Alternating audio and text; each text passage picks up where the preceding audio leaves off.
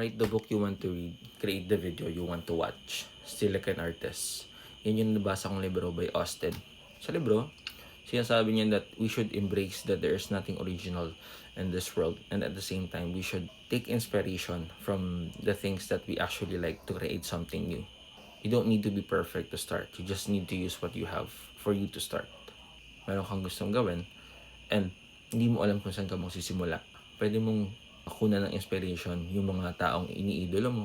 Kumaga kay na Steve Jobs, kay na Kong TV, kay na Mr. Beast, kay na Elon Musk, or kay na J.K. Rowling.